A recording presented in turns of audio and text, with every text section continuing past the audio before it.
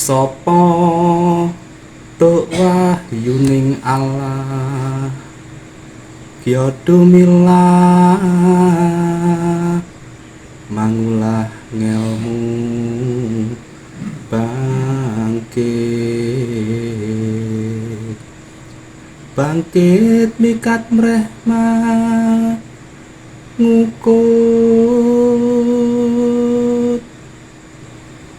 kukutaning jiwangga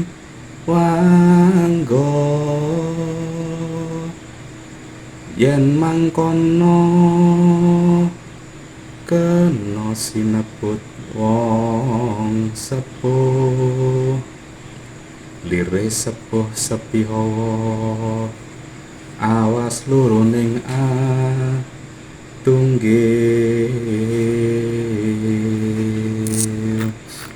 Sarwahayu yang tadi barusan saya tembangkan adalah Serat Wedotomo yang diangkit oleh Gusti Mangkunegaran keempat.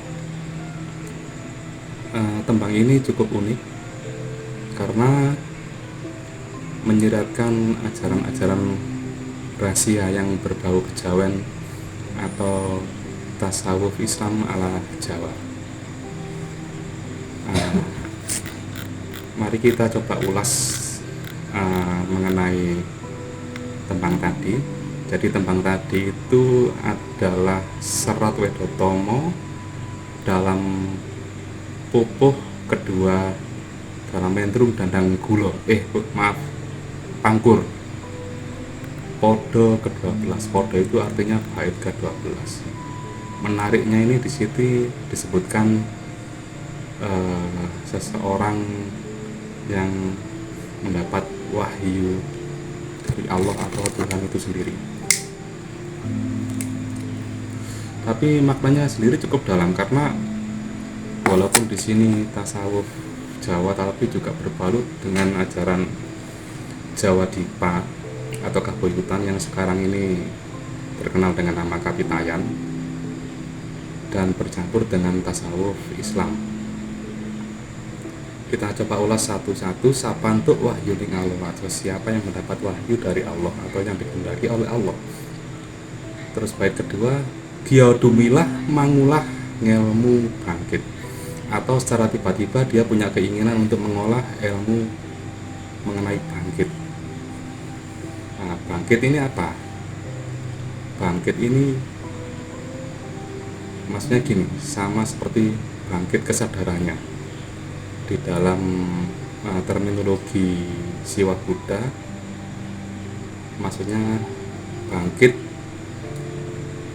kesadarannya. Tadi makna dari Buddha sendiri itu adalah bangkitnya kesadaran. Kesadaran itu bukan hanya kesadaran indrawi manusia, tetapi sudah memakai kesadaran ilahi. Seperti apakah itu? Nah, lanjut ke bait berikutnya, yaitu bangkit mikat reh mangukut, atau bangkit terpikat untuk menutup atau mengakhiri. Mangukut itu sama berasal dari kata kukut, sama seperti pasari kukut atau pasarnya sudah buyar atau pasarnya sudah berakhir, sudah tutup, seperti itu. Nah, pertanyaannya itu apa yang ditutup itu?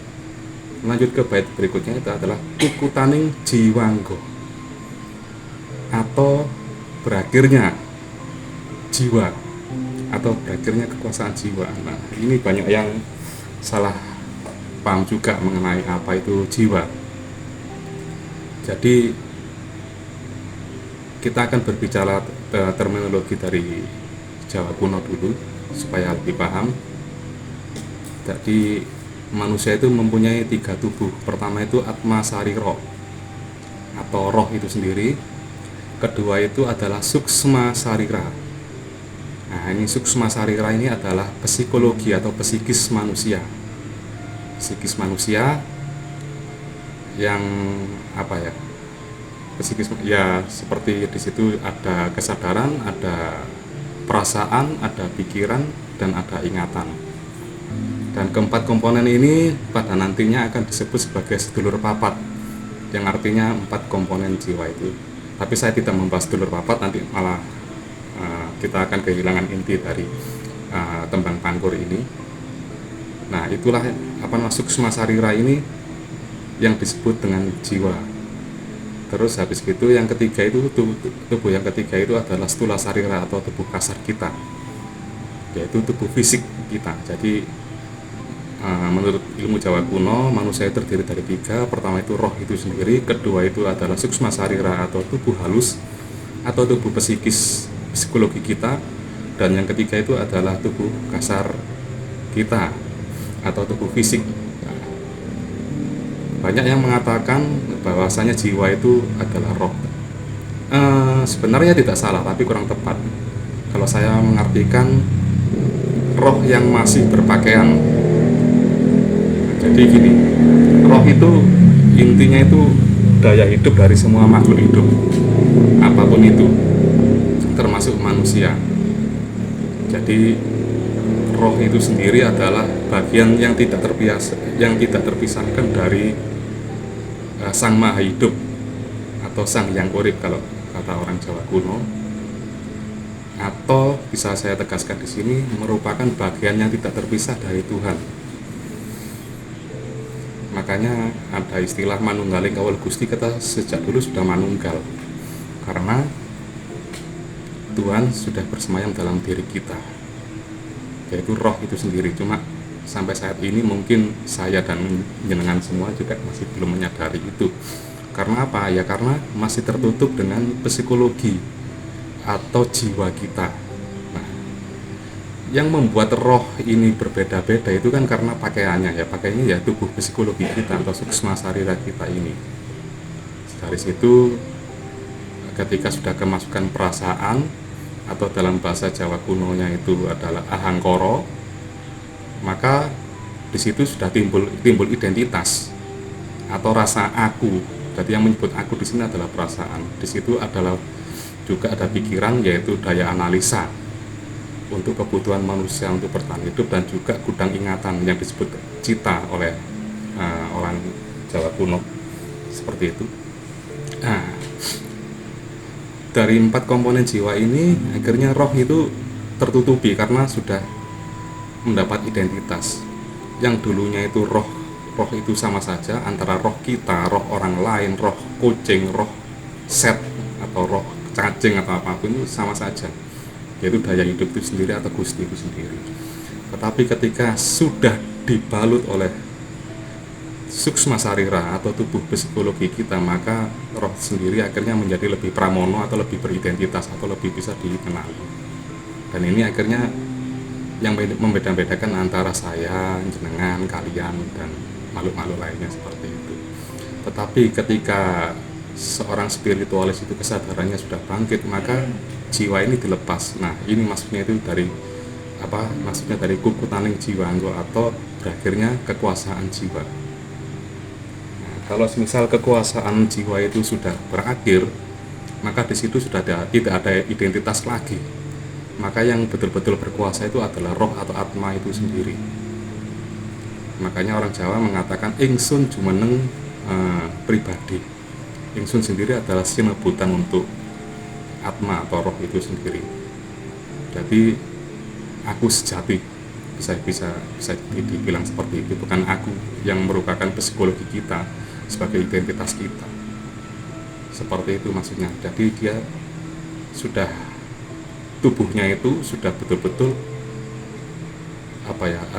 dikuasai oleh daya roh itu sendiri. Orang Kristen menyebutnya hidup di dalam roh. Seperti itu saya kira. Kalau sudah memiliki bangkit kesadarannya dan mampu mengakhiri dari jiwanya atau psikologinya, maka yen mangkono keno sinebut wong sepuh atau bisa disebut orang yang matang spiritualnya, karena dia sudah tidak digoncang oleh tubuh psikologinya sendiri, sudah tidak digoncang oleh perasaannya sendiri, sudah tidak digoncang oleh pemikirannya sendiri ataupun ingatan-ingatan masa lalunya. Nah, seperti itu. Jadi lanjut ke bait berikutnya, lire sepuh sepi hawa. artinya sepuh itu sepi atau minim dari hawa. Hawa apa ya? Hawa dari jiwa itu tadi, atau suksma itu tadi ya. Jadi suksma atau jiwa ini kan dalam bahasa Arab kan disebut dengan nafs.